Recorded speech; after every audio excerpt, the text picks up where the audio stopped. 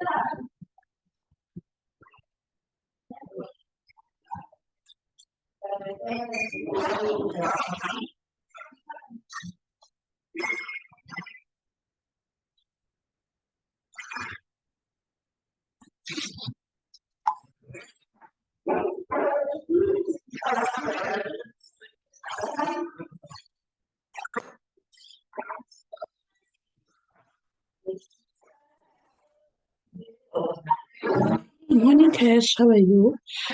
Cash, please advise for just to keep picture. 18 and 19, did you take leave? And what else? And And then for the overtime, no.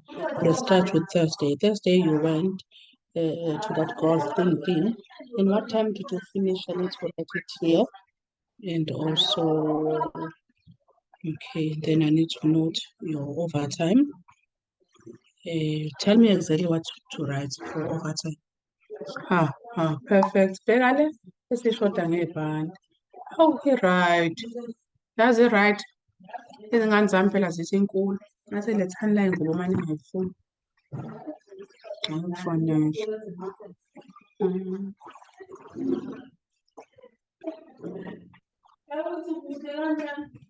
Mhlekazi. Igala. Good morning to everybody.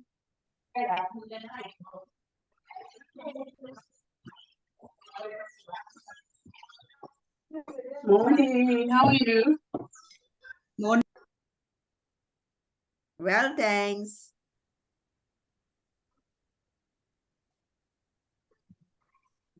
It's a lovely morning in Durban. Good morning, everybody. Morning. Morning. Good morning. Morning. Morning. Morning, everybody.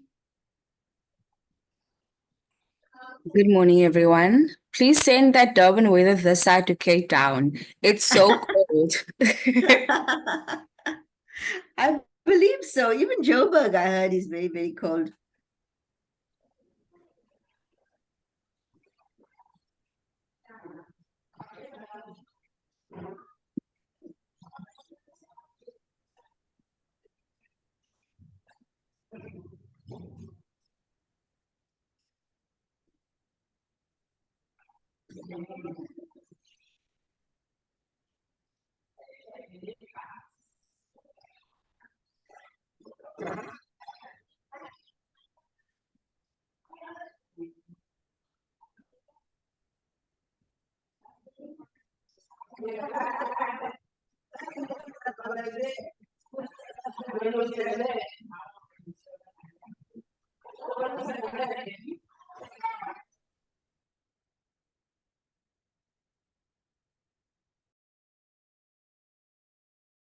Good morning, everybody. Hope you're all well.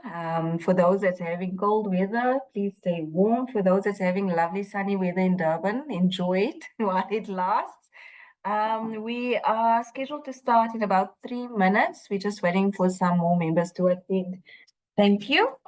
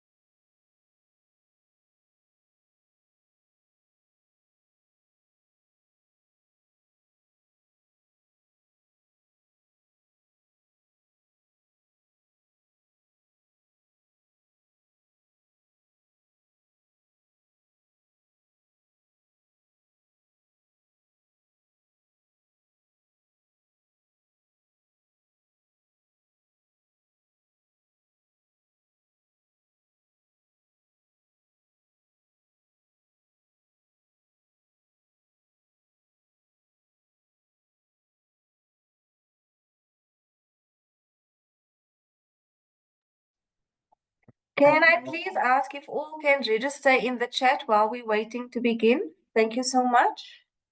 If you can register with your name, surname, organization, and email address, please double check all email addresses so that I can send out the presentations and the recordings once we're done. Thank you.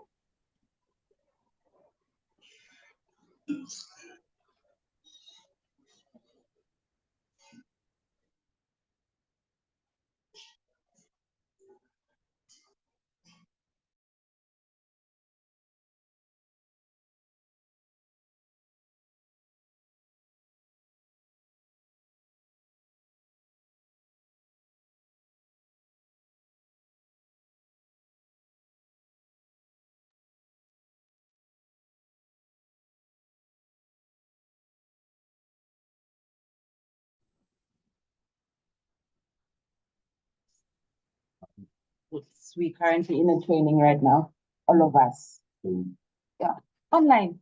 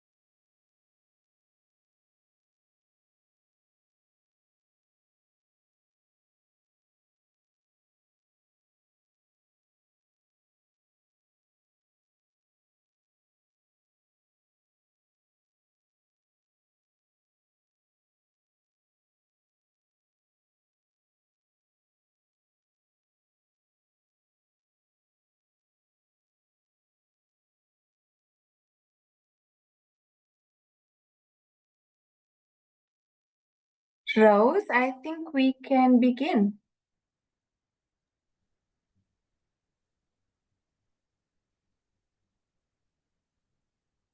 Okay, so good morning, everybody. Can everybody hear me? Yes, thank you, Rose. You clear? Okay, so good morning and very warm welcome, although I know it's very cold in certain parts of South Africa, but welcome to our session of today. I hope everybody is comfortable and nice and warm in there, wherever they are joining us from. So as you all know that the National Council, you know, the National Council on Gender-Based Violence and Femicide Bill was signed into law in May. And that is precisely the reason why we are gathering today, because we are going to have a discussion and a presentation on this bill from a feminist perspective, you know, just to understand the purpose of this bill and the functioning of it and the implications for our sector. Because we all know that, you know, even the Minister of Education is going to petition the President for the revision of the Bella Bill. So I think all of us will agree that it's never too late, you know, to go back and request, you know, the revision of this bill as well. So I don't want to say too much because, you know, one always run the risk of going into somebody's presentation.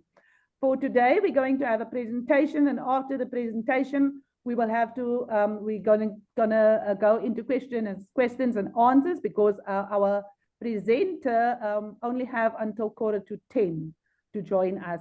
After that, we will then showcase a video, and after the video also there will be an opportunity for questions and answers, and I hope everybody will join in the question and answer session. So our presenter today is going to be Kyan. Kyan is a public interest lawyer and social justice activist.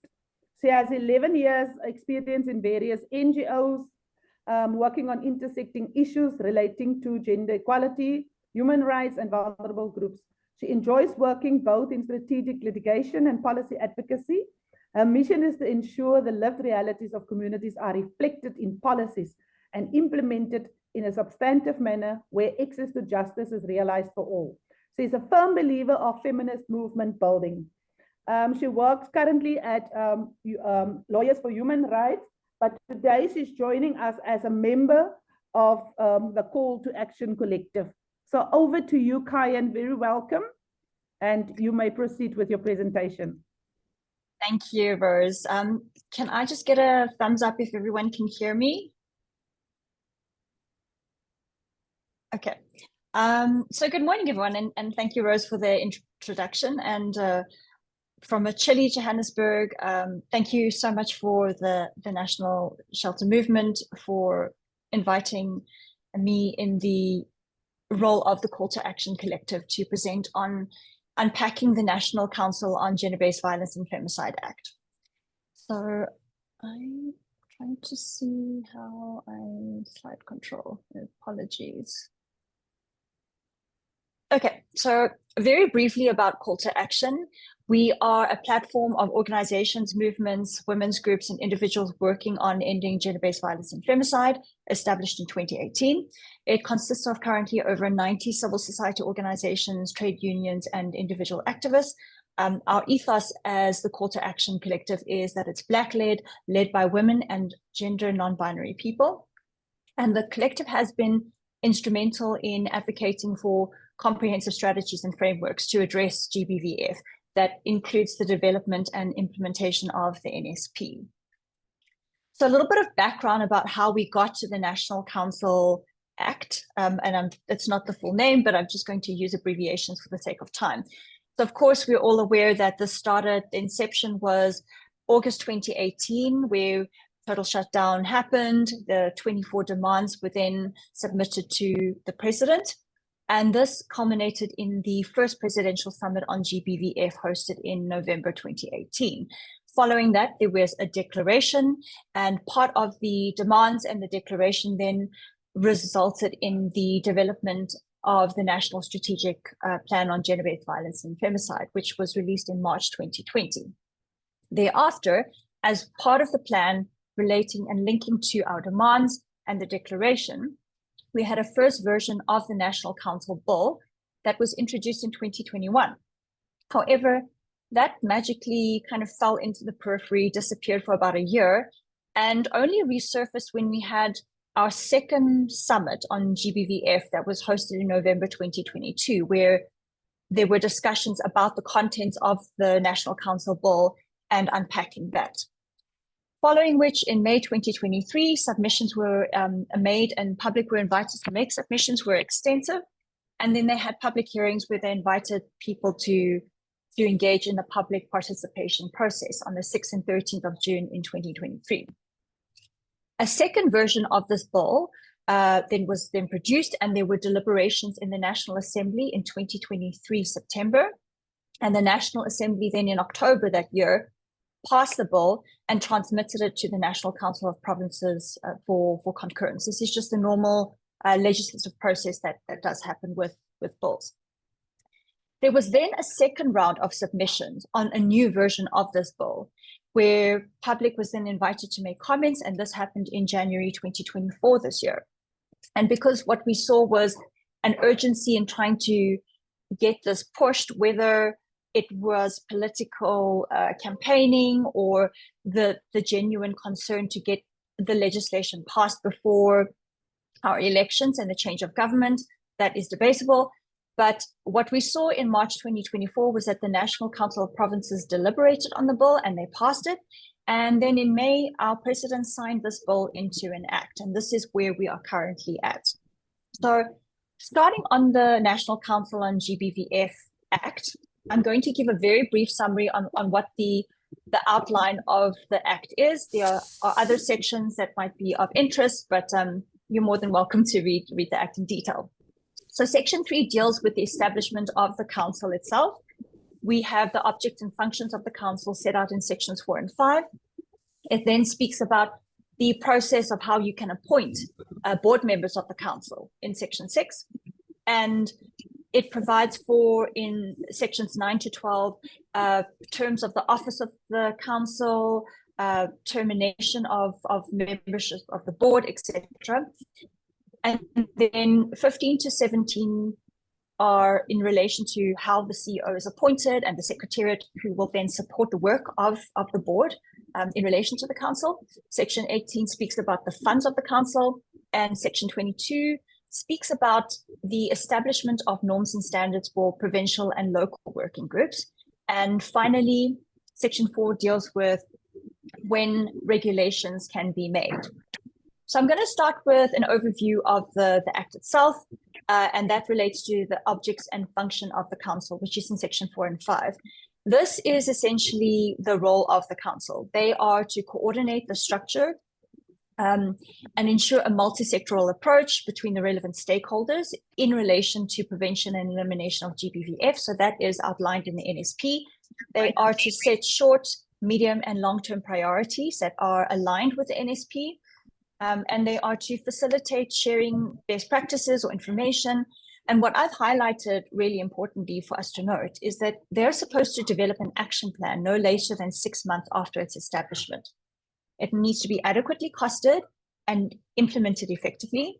And there needs to be indicators and timeframes that have to be complied with the relevant stakeholders. And this is important because if you are to conduct a monitoring and evaluation on the implementation and success, you need very clear indicators and timeframes to say, did you comply? Did you meet the deliverables? Fifthly, coordinate and prioritize GBVF programs at both national, provincial, local level, and at community and other forums. And importantly enough, they are to advise the minister, which minister in terms of the legislation is defined as the cabinet minister of the Department of Women, Youth, Persons with Disabilities, on any international standards, developments in the GBVF sector, etc. And there is a duty of this council to report to the minister at least 4 times a year on its activities and performance. And then the minister can in turn table this report to Parliament as required. And it also says that the council may at any time submit any other report if they feel it's necessary, deemed by Parliament. The final duty or object or function of the council is to review strategic and action plans as identified by the minister every 5 years or as required. In terms of the board or composition of the council, currently it says that it should consist of 15 members, which is 7 civil society and private sector representatives. So they've kind of combined that, and 8 representatives from government. And these representatives would come from the Department of Women, DSD, Department of Health, COGTISAPS, Department of Basic Education, NPA, and then of course you have the CEO of the board for the council, which is ex officio. They don't have any voting rights, and the ranks have to be not lower than a DDG. It's important to know that the CSO and private sector members have to be appointed by the president, and the appointment comes from a list of persons recommended by the National Assembly by way of a resolution, and it has to have a supporting vote of a majority from the members of the Assembly. They also say that in terms of the appointments, it must reflect the demographics and geographical spread of South Africa. And in terms of the chair and deputy chair roles, the president will designate the members of this. The board would then monitor the implementation of the action plan of the council and essentially exercise general control over the council's powers and the execution of the council's function. It's also noted that the minister may co-opt members, but not for a period of more than 6 months, and they also would have no voting rights in the board. And how you can be excluded from this process: if you are convicted of a GBVF-related offence, if you're convicted of a criminal offence that has a sentence of without an option of a fine, if you're declared insolvent, or if you have a financial interest in the council, or if you are declared to have an unsound mind. The list here is not exhaustive, and so if you want to see the full list, you can go to Section 7 of the Act. It's very important under Section 8 that if you are nominated or appointed in the council, you must declare whatever interest that you have in the council within 10 days. In terms of the terms of office, reimbursement, removal, or suspension, your term as a board member or council members, sorry, as a council member is that you're eligible for, the term is 3 years and you're eligible for reappointment, but only for one additional term. So the maximum number of years you could be part of this is 6 years. In terms of resignations, if you provide 1 month's written notice to the president, that's sufficient, or notifying the cabinet minister, who would then have to in turn notify the president. Section 11 does allow for the members to be reimbursed or allowances or any subsistence, depending on the role, if you're related to government or civil society or private sector. And as I mentioned, you can be removed from office under the grounds of misconduct, incapacity, or incompetence if you are absent from 3 consecutive board meetings without the permission of the board, if you are engaging in any activity that is reasonably capable of undermining the objectives and the functioning of the Act or the Council, and if you fail to disclose any interests, that is grounds for removal. There is also another option to suspend a member upon recommendation of the National Assembly, and then pending that outcome, the minister would request the minister and the National Assembly to take action for removal. I'm not going to get into the role of the CEO in detail for time, but essentially the CEO can be appointed for 5 years and have a re-election or reappointment of a term for a period not more than 5 years. And I think the role of the CEO is pretty self-explanatory. It's similar to other boards. So very importantly, I want to focus a little bit of time on the funds of the council in section 18. Now, the funds of the council, they've set out specific categories of how it can consist of, which is firstly, monies appropriated by Parliament for this purpose, donations or contributions received from any source, trust funds vested in the council or interest derived from these investments, and money received from any other source. Now, when they speak about monies appropriated by Parliament for this purpose, it essentially means that through voting, the monies would be earmarked or ring-fenced specifically for the purpose of the functioning of the council by that applicable vote. So if they say voting in Parliament to say X amount of money is going to be used for this in the council, that has to be earmarked and cannot be used for any other purpose, unless the board has shown that they've consulted with National Treasury, and secondly, National Treasury has approved use of this outside of what they had indicated in Parliament. Of course, the PFMA Act applies, but what is really important to highlight under Section 18, this funds of the council, these funds are for the day-to-day costs and administration or the functioning or the duties of the GBV council. It is not the same as a GBV fund, and we'll get into this a little bit later. Section 22 deals with provincial and local structures, and there is a very brief paragraph. I copied and pasted it literally verbatim. It just says the minister must, after consultation with the board, which is the board of the council, the GBV council, premiers and mayors, prescribe norms and standards for coordination and accountability of provincial and local gender-based violence and femicide structures. And it must be consistent with the Council Act and PAJA and also intergovernment relations frameworks. And then finally, under regulations, section 24, it says that the minister may, after receipt of recommendations of the council, make regulations relating to transaction limits contemplated in section 19.3b, norms and standards for coordination of the provincial and local GBVF structures, and any other matter that they feel is necessary to expedite the prescribed implementation of this act. So I'm now going to move into what the NSP says and what we feel is missing in the current piece of legislation. So firstly, I copied and pasted this verbatim from page 57 of the NSP. It says here, the institutional arrangements for the rollout of the NSP are defined by the guidance provided in the declaration, which was produced out of the summit, the first summit, in relation to structure and accountabilities. Therefore, it's envisaged that the structure will, and I highlighted 2 points in particular for emphasis, hold all role players and stakeholders accountable, be empowered to demand accountability across government departments, and therefore cannot be tied to the mandate of any one department. It also says it's to encourage and facilitate collaboration and coordination with the respective sectors and communities to ensure that there is institutional readiness to align all resources, whether it be human, financial, your infrastructure, technical, because we all want to see the effective realization of the NSP in addressing gender-based violence and femicide.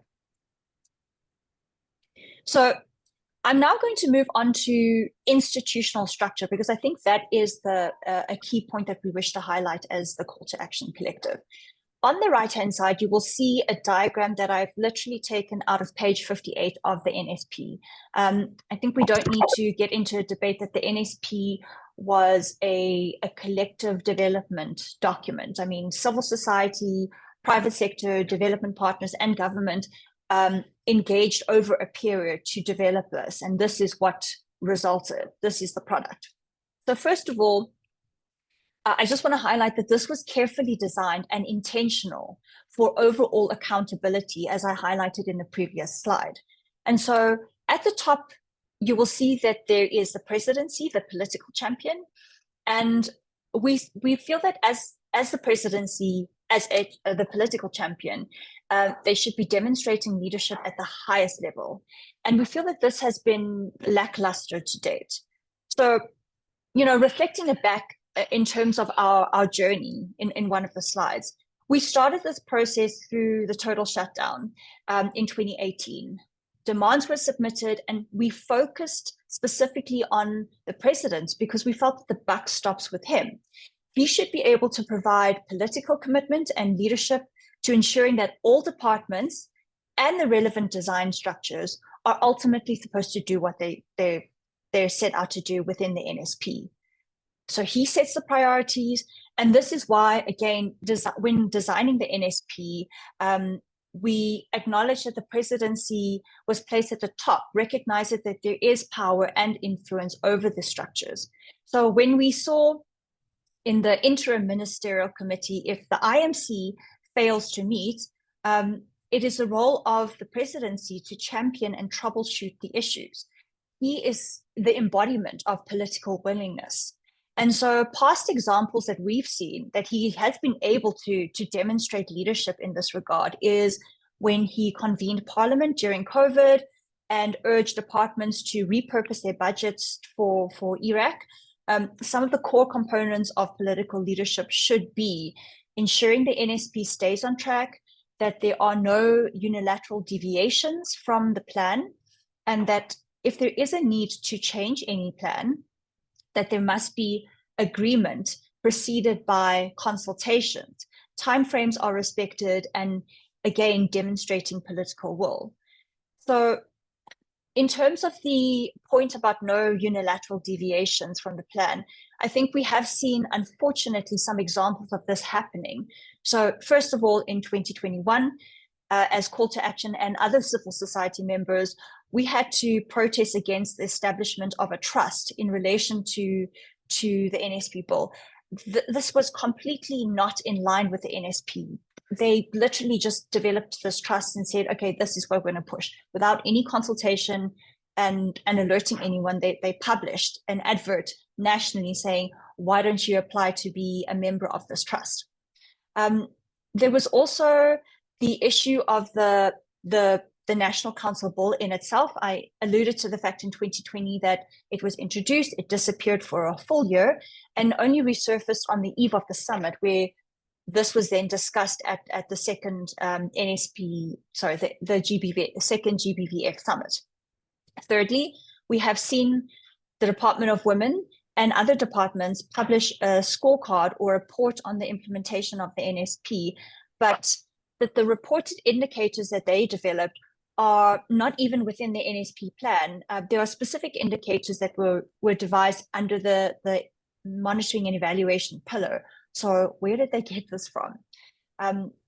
Fourthly, the presidential summit report, which was supposed to fast track, and this is summit 2, they were supposed to fast track the implementation of the NSP in November 2022. Now, there were 2 plans that were devised. There was a 6-month plan as a fast track priority, and then there was a 2-year plan. It's really important to note that this report has never been publicly launched, and both plans have since been discarded. Nothing has happened. Like, there has been, while some of the actions have taken place from these 2 plans, there has been no accountability, no feedback of what happened in relation to these plans. The report itself was just uploaded, I think, on the NGBV Collective website a few months ago. But just, you know, there's no fanfare, and we all know government likes to make big launches and make a big fuss, but they simply uploaded the report and that flew under the radar. So we really need to also highlight that there were agreements from Summit 2, including amendments to the National Council bill, that were neither implemented nor prioritized. And essentially, the safeguards that have been put in place originally in the NSP for this National Council have been removed. And everything that was asked for and contained in the various draft of the legislation was watered down in this process. So essentially, the political leadership as a presidency should be working to resolve these challenges instead of acting like its hands are tied and they shouldn't be interfering with the work of the various departments. So I've focused quite a lot on the presidency and outlined the issues historically that we've seen. And then, as I've mentioned, this is the outline of what they've envisaged as the various structures to ensure overall accountability. The Secretariat, of course, would be comprising of the CEO and the Secretariat to assist the Executive Board in the actual day-to-day operations, because the Executive Board would provide oversight and accountability mechanisms. And it actually states in the NSP, the Interministerial Committee, the IMC, is a key facilitation and political liaison. So they would ensure that there is sufficient financial support and buy-in from the various departments, political departments, and provide policy inputs. And then you would have technical task teams at both a national structure and a local or provincial level structure. And that's what was initially designed. I'm going to move on to the board of the council and what the NSP says. So page 59 of the NSP says, the executive board will consist of a maximum of 13 persons, constituted 6 representatives from relevant government departments at a ministerial level, and 7 representatives from civil society, which is going to be appointed through a process of public nomination. And they then further go on to say the nomination process will be overseen by the presidency through the Ministry of Women, Youth and Persons with Disabilities, and they would be supported through a technical team of no more than 5 persons. And then they would have had specific TORs to say who qualifies, etc. So highlighting again, the first version of the GBV Council Bill had clause 6, which reflected exactly what I've just read out in the NSP. Then thereafter, in March 2024, in these deliberations in Parliament, the response was provided in writing through the PMG website. It says, the Portfolio Committee increased the number of government departments by including DBE and the NPA, and as a result, the number of government departments went from 6 to 8. And the reason to increase the number was to respond to the public comments that the DBE and NPA should form part of the council. In addition, the Portfolio Committee indicated that the funds of the council consists of monies appropriated by Parliament. Therefore, civil society organizations cannot form the majority of the council. So this is essentially what was set out. When developing the NSP, it was intentional that there was a representation of 7 CSO members and 6 representatives from government. And I think one of the reasonings for that was that there was a preference for highlighting a a preference for people that represent civil society, so they are accountable to the constituency. And there is a distinction to be drawn between people who come from civil society and people who represent civil society. And that's something similar to what was proposed in the JSC, private sector funding model. And this was intentionally developed to avoid political deployment and political interference. And we have unfortunately seen examples of this in the past with cadre deployment in Chapter 9 institutions, such as the Commission for Gender Equality, and a very political party heavy affiliated board for the National Youth Development Agency. So I just wanted to highlight that as well. In terms of the Inter-Ministerial Committee, the role set out in the National Strategic Plan says that the IMC plays a key facilitation and political liaison role for the National Council's process. They are to ensure that government provides the needed financial support, spending approvals, and policy inputs for the National Council. They would oversee the implementation of the GBVF programs and activities, and ensure that the Council has the requisite operating environment to perform their functions free of any undue influence or manipulation. In the first version of the National Council Bill, under Clause 5, J and K, the IMC was referenced. And it said here, in consultation with the minister, report on the progress of the implementation of the National Strategic Plan to the IMC and all relevant stakeholders. So essentially what was envisaged was that you would have the National Council who would consult with the minister and then report to the IMC and other relevant stakeholders. It also says that the council would support the IMC on matters that relate to GBVF, including during parliamentary oversight meetings. It's important to highlight these two sections were removed in the next version of the bill without any explanation. So if you again look at the minuted recordings on the PMG website, it simply said that when they deliberated, they said clause 5 is rejected and no reason was given. And then they said, we are replacing this clause with a new draft of clause 5.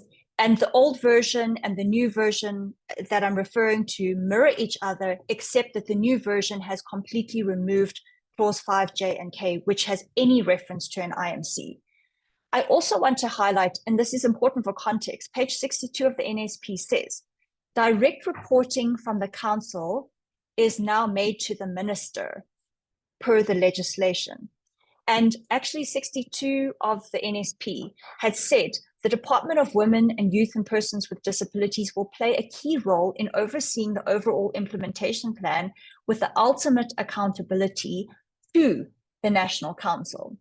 So the first version was a National Council with the minister reports to the IMC, and they would have oversight, and the board has oversight of the board has oversight and accountability to the council. So there were built-in layers of protection for accountability. And now with the current version of our act, the National Council reports 4 times to the minister. So I think it's really important because within the NSP, it was deliberately discussed and built in that there has to be local and provincial structures. So to my right, figure 8, this is also taken from page 59 of the NSP. The National Council structure is ideally, this is the proposed organogram of the National Council. And then you will see very clearly, it was always intended to have a provincial GBV working group chair, which comprised of CSOs and various other stakeholders. And then you were also supposed to have a local GBV working group. So the NSP lists that provinces and municipality as part of the institutional framework that are key to the implementation of the NSP. And as call to action, our view was that by refusing to specifically include the roles of the provinces and municipalities in the bill at that time, it was ensuring that there is only a national competence mechanism. And then to further add reason or rationale for our reasoning, it's important to note that during this whole process, when you tag a bill, because it has to follow, depending on whether it's a Section 75 or Section 76 bill, it follows different processes. Section 75 essentially says it is not directly involving provincial provinces, and they don't need to engage with it in detail. And so by the very fact that they tagged it as a Section 75, they said that it doesn't really in-depth deal with provinces and therefore also local structures. They don't really need to consult in detail, which would have been the case with the Section 76 bill. And that's something we raised continuously throughout this process. Many submissions through this process were made about concerns about the bill being tagged incorrectly, and that a lot of people felt that it should have been tagged as a Section 76 bill, because our argument is that critical functions that are supposed to be delegated to municipalities and provinces through the NSP. Yes?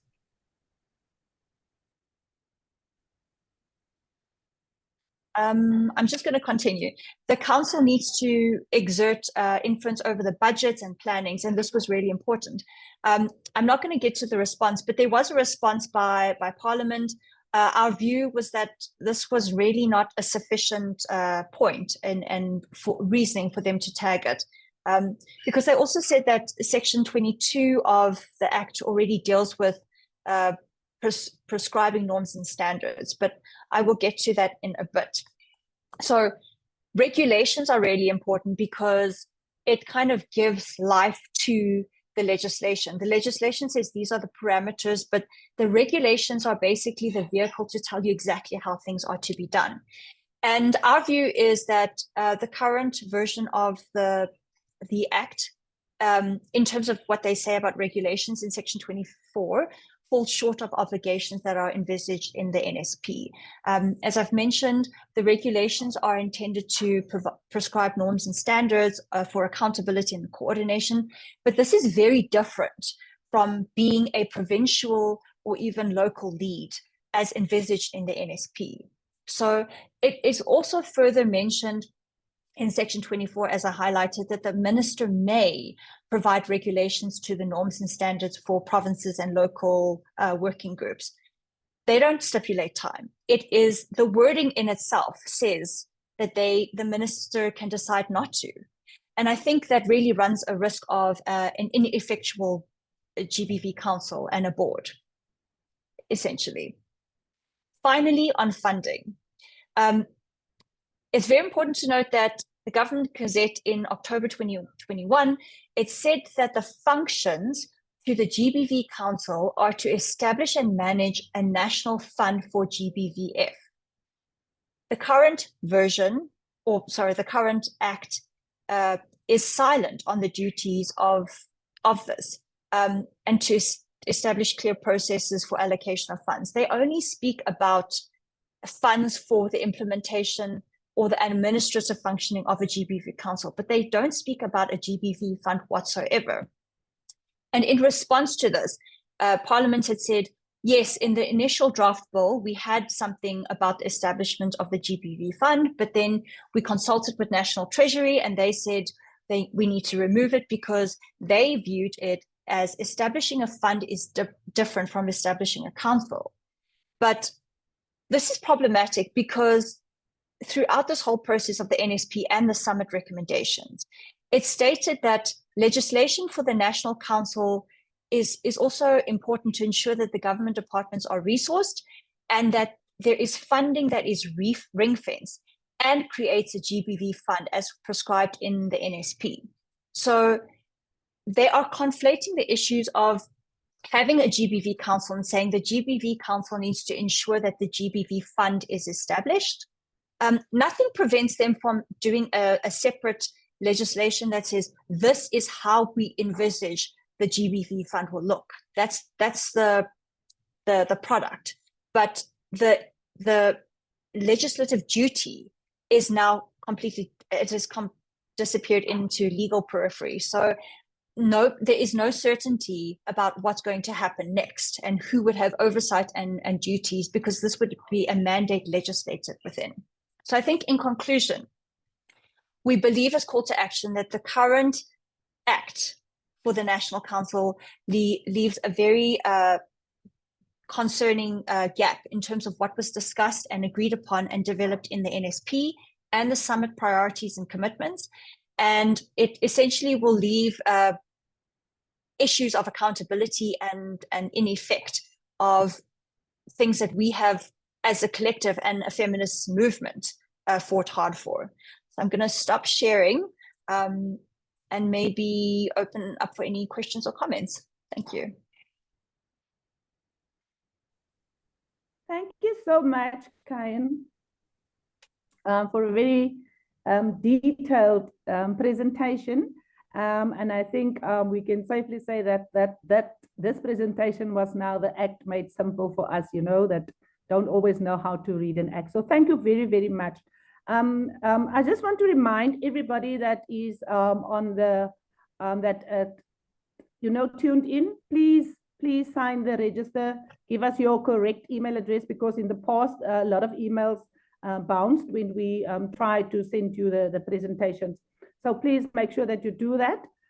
In the meantime, you've all heard the presentation, and there was a lot of issues that came out, you know, that one of the most important things is that we are 6 years down the line, and we're now sitting with an act that has a lot of loopholes, or that was changes that was made that we initially was not part of the demands, you know. Initially, it is now we're sitting with contradictory issues that in terms of what was agreed on during this whole process.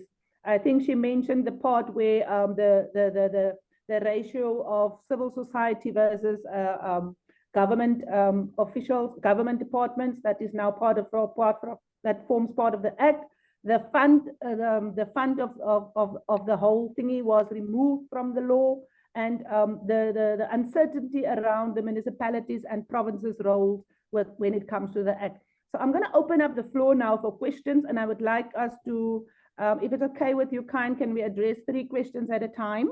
So guys, please raise your hands or drop us a question in the app so that Kayan, while she's still with us, can try to answer these questions. It's open for the floor now. Melanie, I would like to request that you assist me with if you see hands or questions, please. Thank you. Will do. Thank you. I see that Sharon has put in the chat. She's asked if you can share the contact details again. Sure. I'm going to share the details for the coordinator of the Call to Action Collective. Give me a second. Apologies. Let me share my screen. There we go. These are the contact details. So you can reach out to Simonia, who is our coordinator at the Call to Action Collective.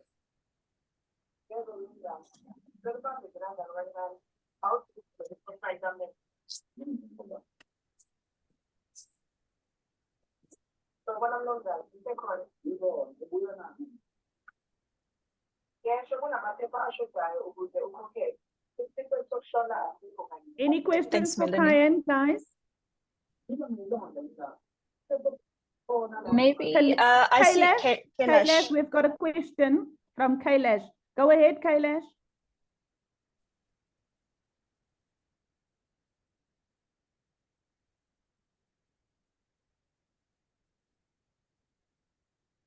Kailash, can you hear us?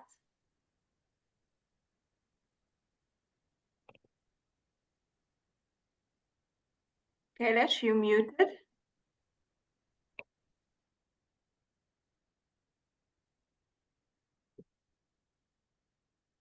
I think while we're waiting for Kailash, maybe just to say, as Call to Action, we are concerned about the current version of the National Council Act.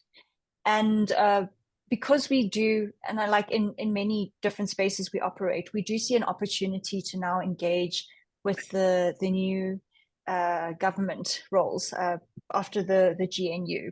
and we will definitely try and engage and see where we can try address some of these concerns, which we think are glaring. But in addition to that, if we do not see any success, as CTA, we are looking at the possibility of other legal interventions, including litigation, and the grounds for this, because it's one thing to say, you know, it's just the NSP is just a policy and law is law. But if you can, if I mean, I've demonstrated historically the development of how we even got to the NSP. It was public participation in depth at every level, at the summits, at the declaration. So it's not as if government woke up one day and said, well, civil society is driving this. This is not the case.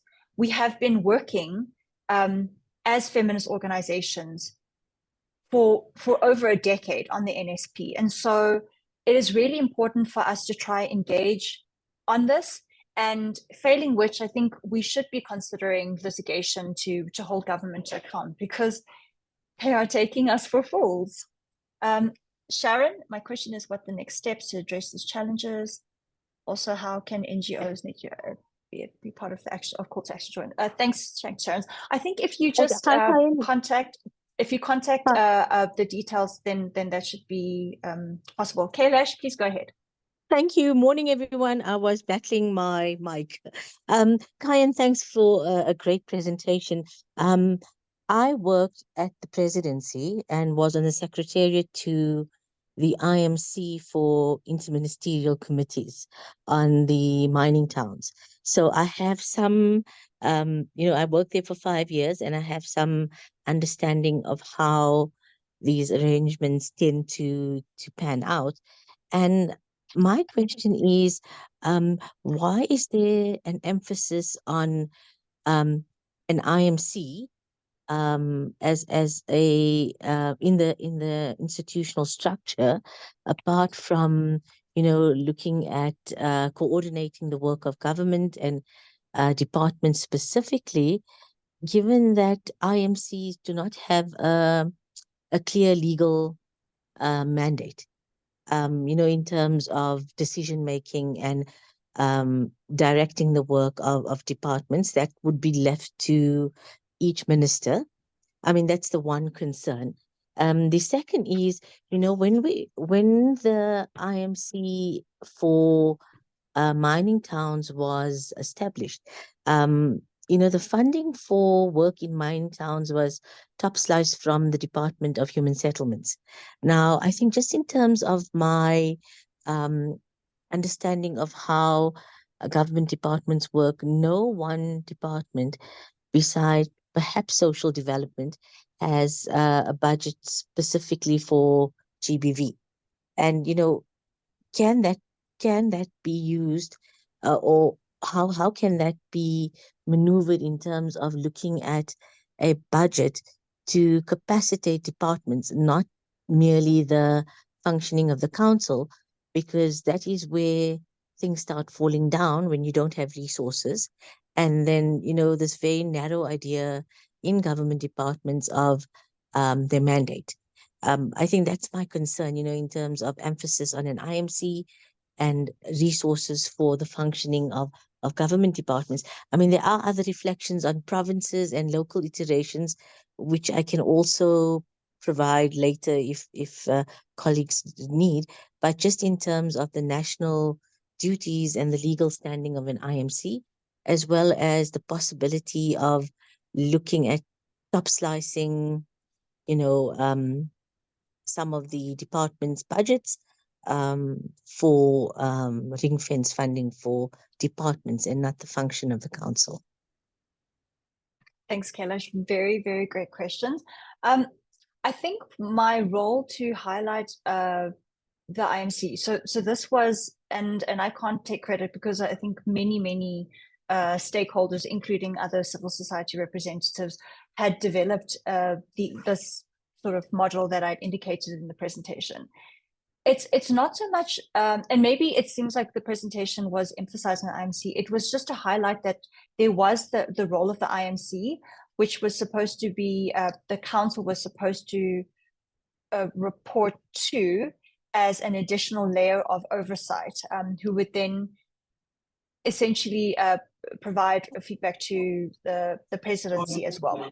I think, and I take your point that, to be honest, in this interim IMC model, I did not see the effectiveness of it, but I think that's where I was trying to emphasize the presidency could have done more in trying to get the relevant departments through the IMC to comply. But maybe that is where you're saying that they don't have powers. And some thought could have been devised around how the IMC could, because the IMC would have consisted of departments in themselves. I think the issue is now that in the current version of the Act, it is more that there is recognition about I'm just going to use the term political maneuvering, of how the council is now beholden to the Department of Women, essentially, which was never the intention when developing the NSP. And I think that is the danger in when we don't interrogate and really engage in these legal processes, things slip through the crack, and all of a sudden we have a version of then a bill and now an act which nobody has actually agreed to. And I think there is, in that sense, a danger to that regard. The issue of funding and top slicing, I completely agree with you. And I think that's essentially what the NSP had thought about, because when we say multi-sectoral and stakeholders, it is not, and the GBV fund in itself, at least from our view, and we're hoping to actually in the next few weeks engage with civil society on this. We still want to see the creation of a GBV fund. How that looks and that model, there's so many different models that can take place.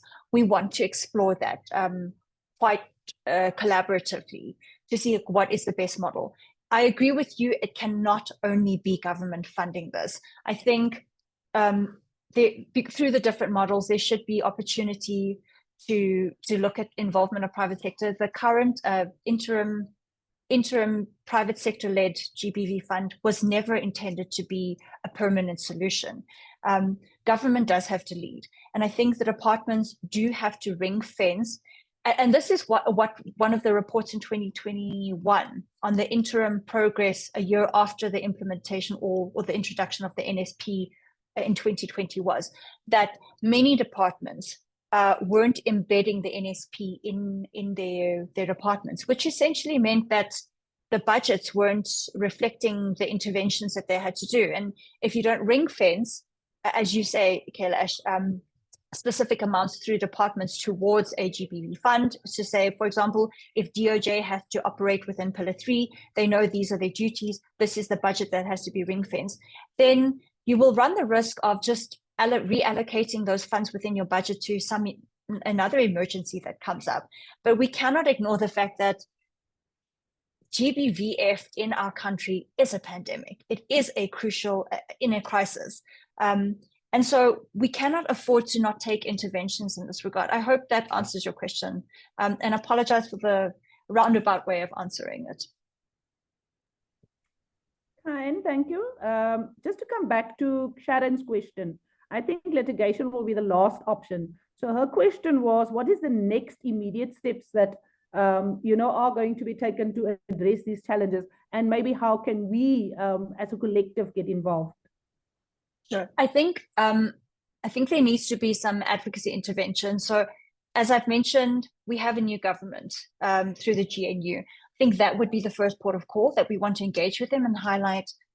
I understand that, maybe in terms of timing, we really wanted to get this council piece of legislation pushed through, but we have these various and very serious concerns. Can we engage with you to see how we can address these issues? I think at the beginning, Rose, you had mentioned that even the Bella, is currently under debate for revision. So again, what steps can we take to try address the existing gaps and problems through advocacy and engaging with the relevant departments and government?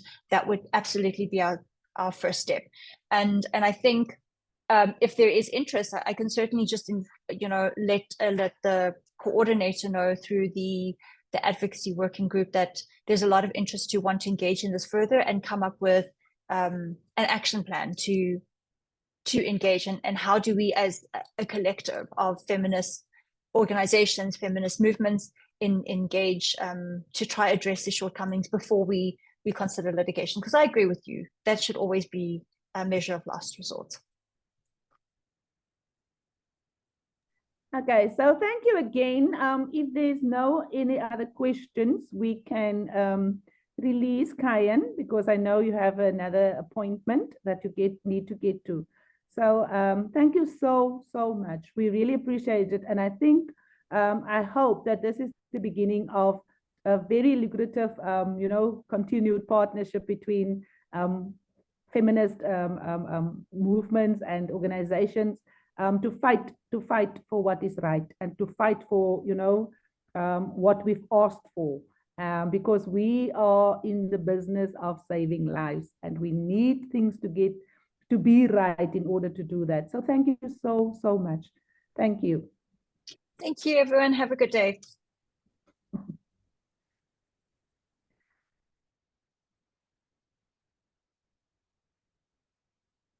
Thank you, Sharon. We also agree that that was a great presentation, and that we all need to get in the business of, coming up with an action plan to immediately address the challenges that is currently in the Act. So for the second part of our webinar, we are going to showcase an interview. It's a video it's an interview that was done with Sibongile Ndashe, and she's the Executive Director for Strategic Litigation in Africa. So I will ask Melanie to please share the video with you, and then we also can have a discussion around the interview.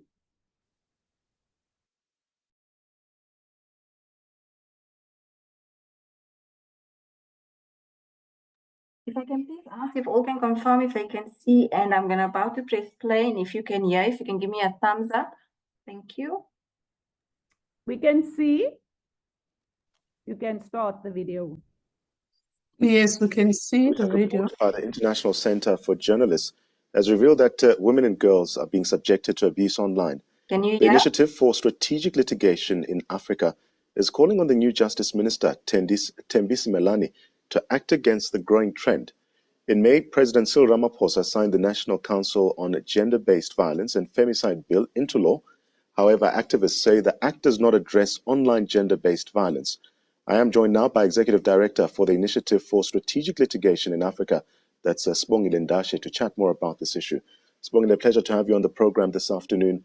Firstly, how can the new legislation effectively address challenges like online GBV?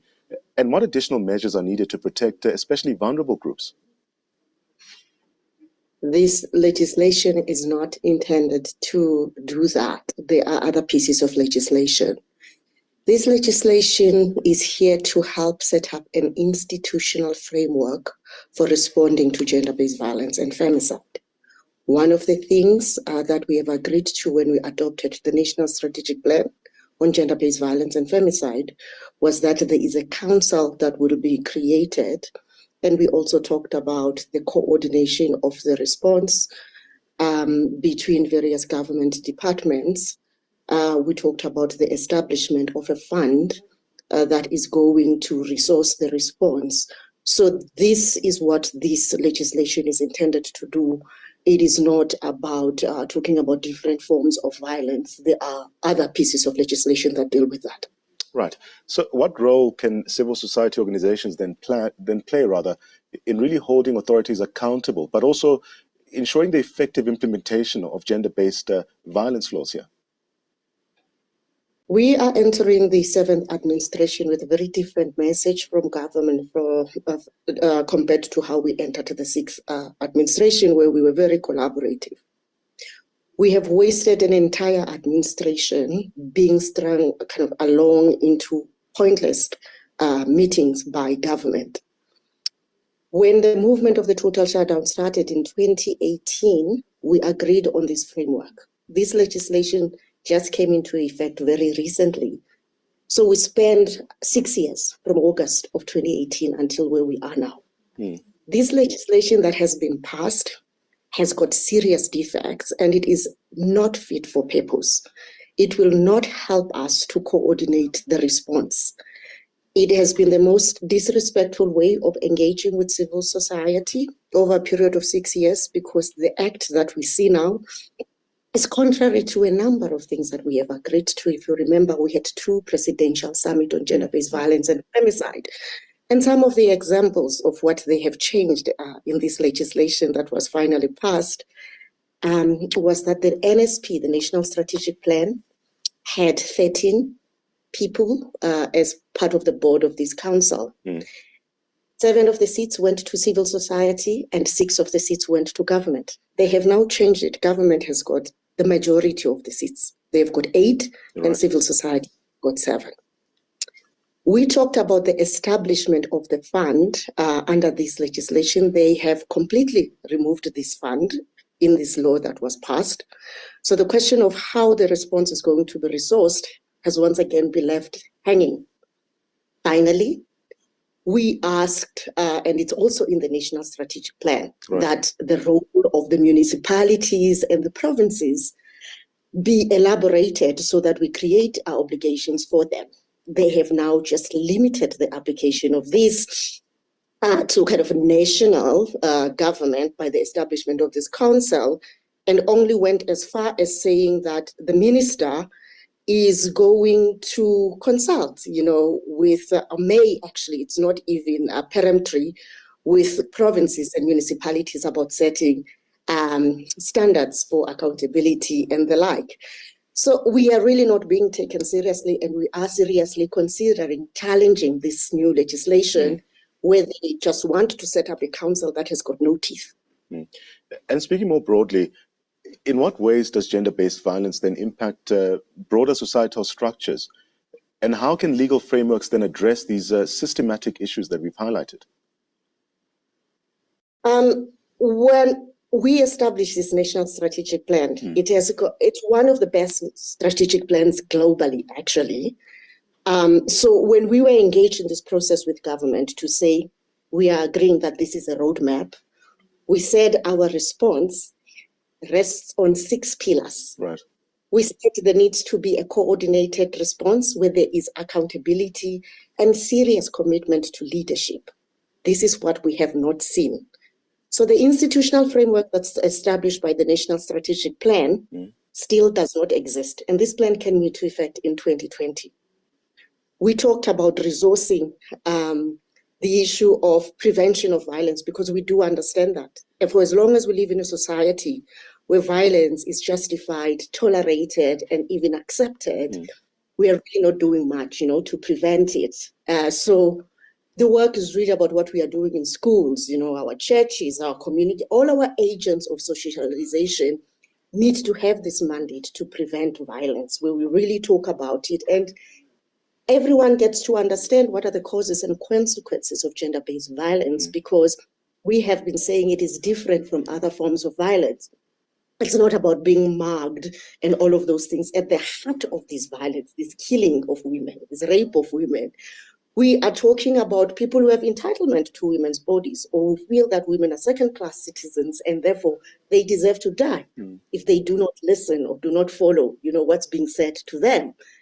And for as long as we are not able to make this link between discrimination against women and girls and gender non-conforming people, then we haven't really scratched the surface. But the most important thing, which the previous strategic plans did not have, was the recognition of how economic justice is also key to helping women, respond, and also to improve their situations that may sometimes make them vulnerable, to violence. And I'm not saying that poverty is the main cause of this violence, because this kind of violence transcends class, race, and all manner of things, right? But to have a national strategic plan that builds in economic justice and saying this is going to be part of our response was an important thing. And so these are all the things. So we have a framework that we have agreed to. Many people like this framework. We believe in it. And our problem is government that keeps on deviating. But looking forward, what are the next steps for advocacy, or rather advocacy efforts, in really combating gender-based violence in this country? When we started with the 24 demands, we've said that there have been so many plans, and we identified the things that make these national strategic plans collapse. And so all of these things that I've been talking about, the coordination, the resourcing, and all of those things, those were the things that we insisted that must be there. So our thing is really about holding the duty bearers, and that's mostly the state, to account by saying, let us do what we need to do. So one of our advocacy actions right now is to engage this new administration and say this legislation may have been passed with the best of intentions, because no one knew what was going to happen after the elections. We are here now.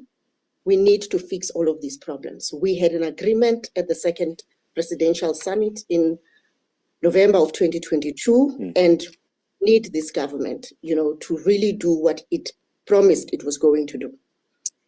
The second thing is, if this government does not listen to us, we are definitely going to take them to court. We understand that the law is a very limited tool in terms of bringing about changes in society.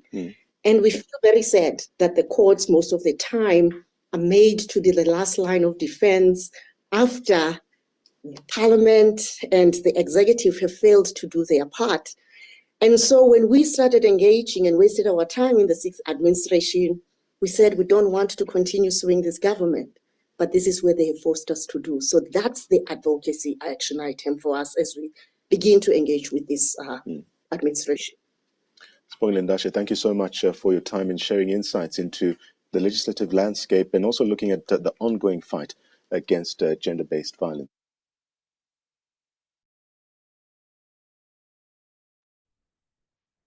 Thank you, members.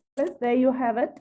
I think that was basically also what Kayan referred to, the gaps within the Act.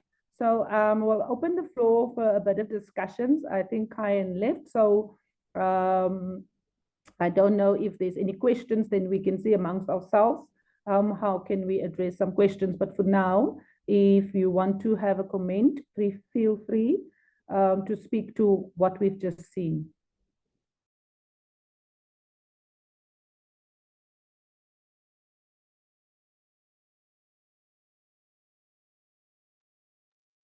Rose, we have two comments in the chat from Dr. Zubaida. Without the funding, there is no way GBV issues can be effectively focused on. We'll have to go back to the drawing board as we are not being taken seriously by government. Sharon then responded, so it means there is no longer a GBF fund. Then Dr. Zubaida commented again, if the entire feminist movement has been assisted without consultation, and given that the process for this act has been so delayed, we have no choice but to go to advocacy and litigation.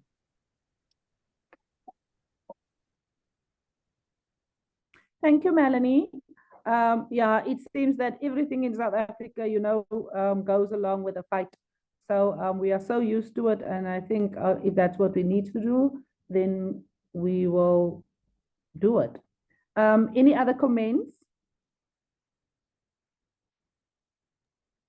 Hi, Rose, can I come in? Yes, please.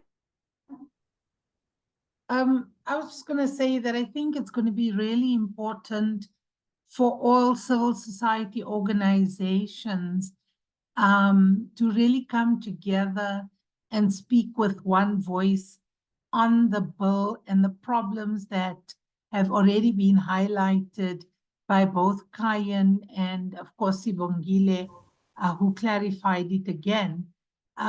Because if the bill continues in this way, we actually will not have any effective work being done by this council.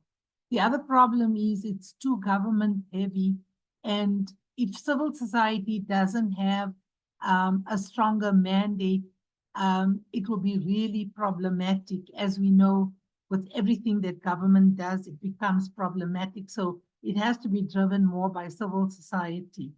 And so it's really, really important that all organizations working on GBV are able to come together to be able to promote the advocacy or even promote the litigation that Call to Action was proposing. Yes, I think we all agree.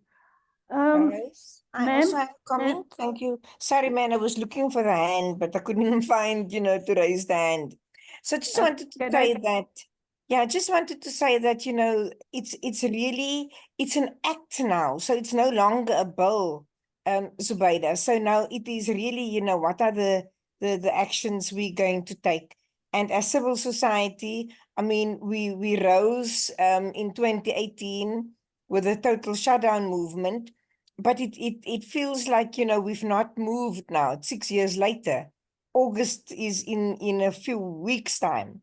And now, with increasing the number for government onto, it's just showing disrespect to civil society. So I really think, it's time for action.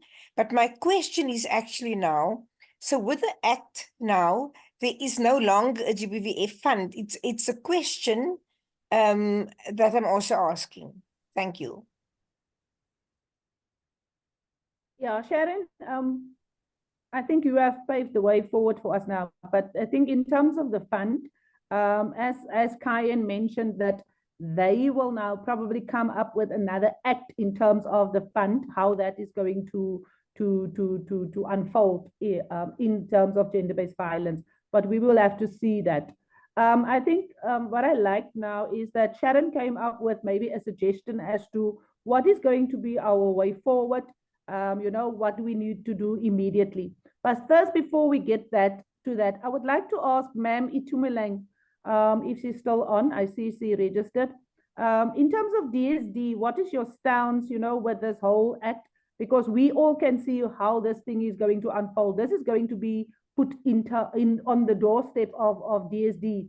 And how do you guys see that working out for you?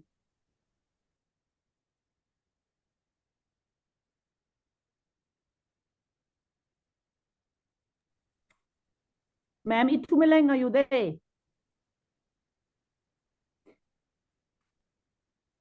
It doesn't look like she's there. So maybe we can go with, suggestions in terms of what is going to be our immediate actions as from today. How can we address these issues, or come up with an action plan?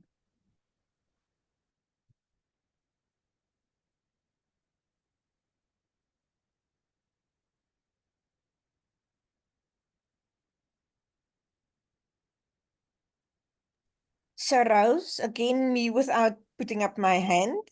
I think as the shelter movement, we need to take action. Women's Day is coming up. There's going to be a lot of promises from government.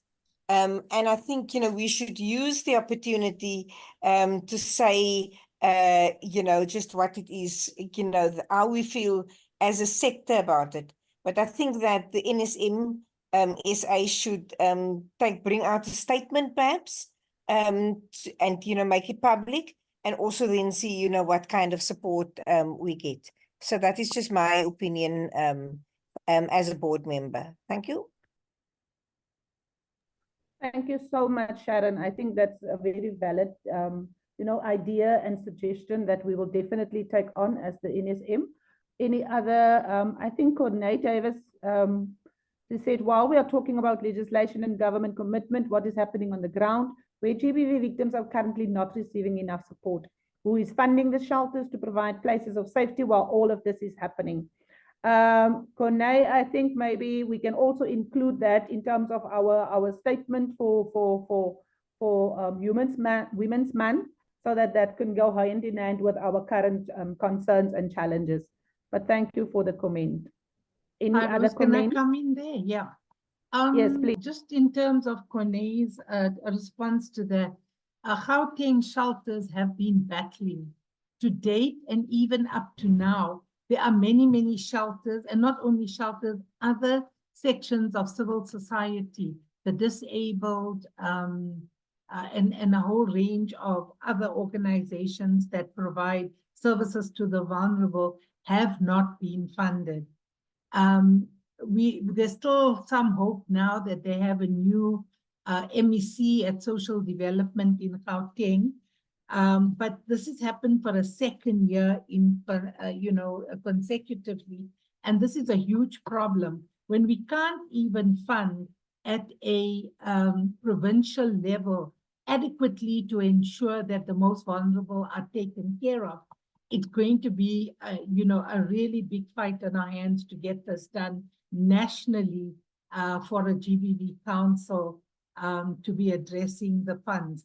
But I think that we also have a responsibility to make sure that shelters in provinces are not shutting down, because some have already shut down, as Kone is alluding to. And this is really problematic because this means that grassroots services are not available.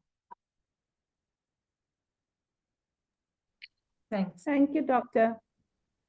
I think it would be very interesting, to see this, except for the Gauteng province, because I think that's also a situation that is currently happening within the Northern Cape.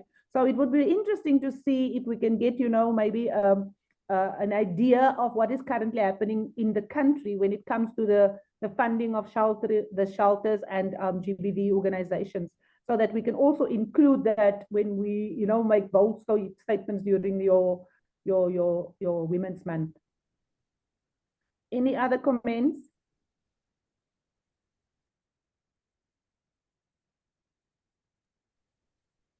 Morning. Good morning, Zukiswa. Feel free. Yes. My name is Linda, broker from Equays Women's Support Center. I'm with Zukiswa.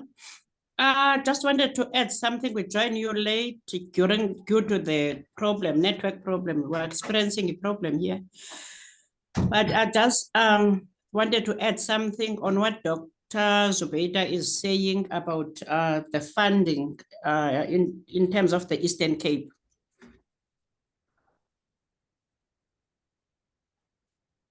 In the Eastern Cape, this year was different from other years, because what happened, we were paid earlier.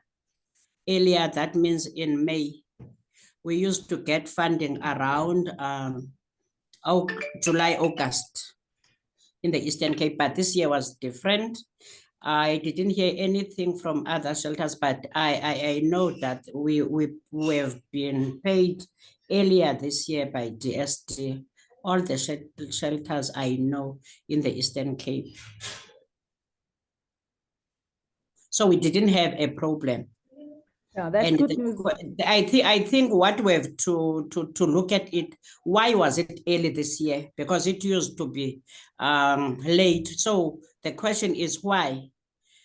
Maybe if it's late next year, we need to look at it and do something, because if we are looking at it, there is no reason at all for even Gauteng, for even whichever province to give us money late, because the service that we are rendering in our communities is in need, and we are here to serve our communities.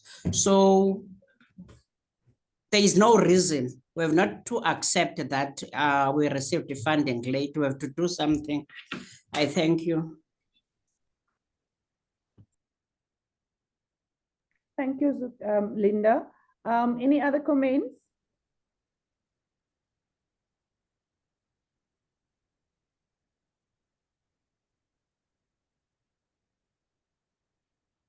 Rose, apologies. Can I come in? Yes, go ahead, Dr. Sweta. I think that it would be great if all the reps from the different provinces can also provide the NSM Secretariat with feedback on what is happening with funding, because I know that there might have been a problem in KZN as well. So it would be great if we could hear from the other provinces that will just facilitate the kind of statement that we, may make in August, but also to help us kind of keep abreast of what's going on nationally. Dr. Zubaida, I will put something on the chats also to the reps in the different provinces to try and get that information. Thank you, Anissa.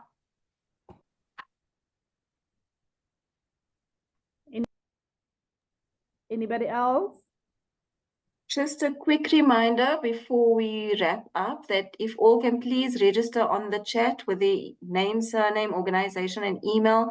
Please double check emails. I am going to be sending this presentation with the recording and the video link out to everybody who's registered in the chat. Thank you.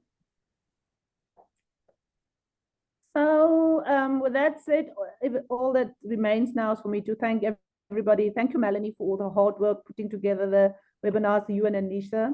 I have one request, and that is if you receive the presentations, can you please share with all other organizations within your area, people who were not able to join, so that if we, in brackets, go to the streets with this thing, that everybody is glued up in terms of what is happening. So thank you so much, and stay warm and stay well. Thank you.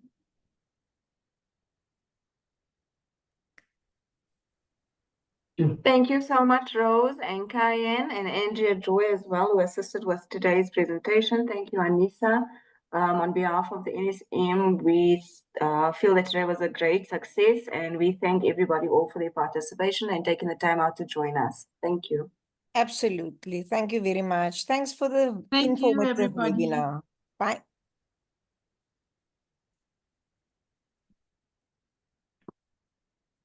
Melanie, can I just ask that you stay on a bit, because I see people are still registering.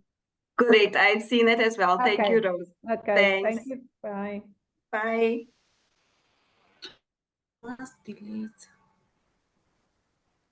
Okay, bye you.